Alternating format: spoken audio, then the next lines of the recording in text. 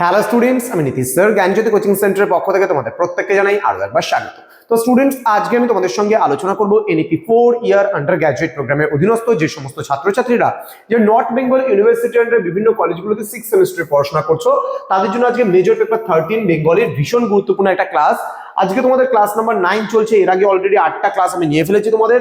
তো unit number 2 থেকে আজকে তোমাদের ক্লাস নাম্বার 9 চলছে। ধারাবাহিকভাবে আমি ক্লাসগুলো তোমাদের নিচ্ছি।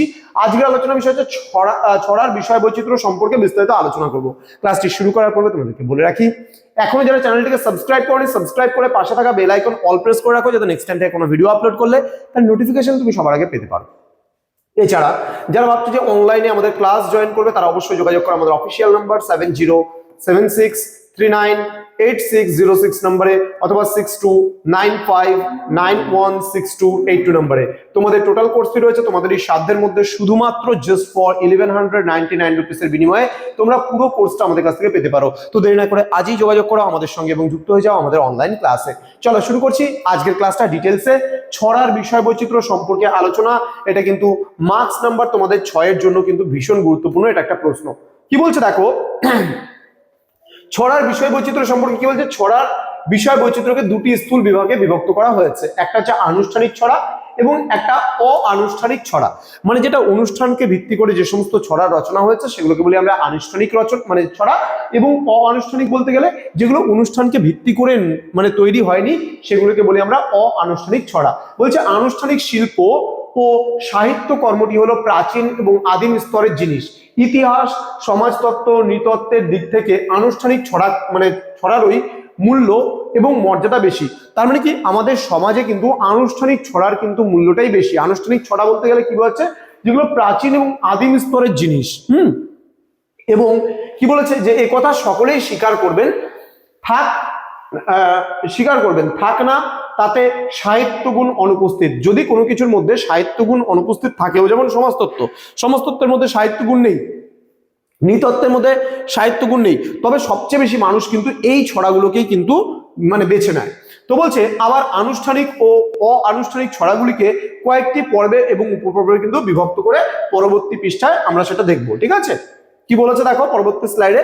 এখানে বলছে আনুষ্ঠানিক ছড়া যেমন বর্ষ পরিক্রমা হতে পারে, কৃষিকার্য হতে পারে ও কৃষি জীবনকে ভিত্তি করে হতে পারে, মানব জীবন ও জগৎকে ভিত্তি করে কিন্তু এই ধরনের ছড়াগুলো হয়। তাহলে আমি আবার বলছি, আনুষ্ঠানিক ছড়াগুলো কিন্তু বর্ষ পরিক্রমা উপর ভিত্তি করে হয়, কৃষিকার্য ও কৃষি জীবনের উপর ভিত্তি করে হয় এবং মানব জীবন ও জগতের উপর ভিত্তি করে কিন্তু এগুলো হয়ে থাকে।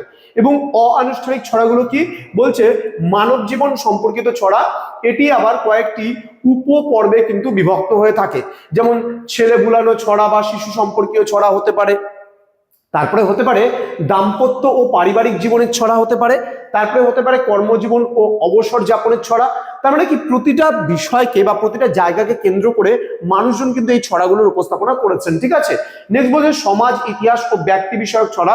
বলছে এটিও কয়েকটি উপপর্বে বিভক্ত, যেমন ইতিহাস ও ঐতিহাসিক ব্যক্তি বিষয়ক ছড়া হতে পারে, সমাজ ও সামাজিক ব্যক্তি বিষয়ক ছড়া হতে পারে, সামাজিক ব্যঙ্গ বিদ্রুপের ছড়াও কিন্তু হতে পারে। এছাড়া বলছে সাহিত্য বিষয়ক ছড়াগুলির মধ্যে আমরা কি পাচ্ছি, এইগুলো বিভিন্ন উপপর্বে বিভক্ত, যেমন মধ্যযুগীয় ও ঊনবিংশ শতাব্দীর ছড়া হতে পারে, দেন বর্ণনা ও বিবৃতিমূলক ছড়া হতে পারে এবং কাহিনীর আভাসযুক্ত বা অন্তর্ভুক্ত ছড়াও কিন্তু হতে পারে। ঠিক আছে, তো স্টুডেন্ট এই ছিল আজকের ক্লাস, যেখানে আমরা সংক্ষিপ্ত একটা বিষয় ছড়ার বিষয় বৈচিত্র্য মানে ছড়াতে কোন কোন বিষয়গুলো তুলে ধরা হয় এবং কোন কোন বিষয়গুলো আলোচনা করা হয়, এই নিয়ে বিস্তারিত তোমাদের সঙ্গে আজকের এই ক্লাসটিতে আমি আলোচনা করলাম। এর পরবর্তী পার্ট যেটা রয়েছে অবশ্যই তোমাদের সামনে খুব তাড়াতাড়ি আসতে চলেছে। তোমাদের যেটা করতে হবে, চ্যানেলটিকে সাবস্ক্রাইব করে পাশে থাকা বেল আইকন অল প্রেস করে দিতে হবে, যাতে নেক্সট টাইম থেকে কোনো ভিডিও আপলোড করলে তার নোটিফিকেশনগুলো তুমি সবার আগে পেতে পারো। এছাড়া যারা ভাবছো যে অনলাইনে আমাদের ক্লাস জয়েন করবে বা যুক্ত হবে, তারা সময় নষ্ট না করে যোগাযোগ করো আমাদেরই অফিসিয়াল নাম্বার 6295916282 এবং 7076398606 নম্বরে। দেখা হচ্ছে খুব তাড়াতাড়ি আর একটা নতুন ক্লাস নিয়ে। তোমরা প্রত্যেকেই ভালো থেকো, সুস্থ থেকো। Thank you so much, thanks for watching after all. Thank you.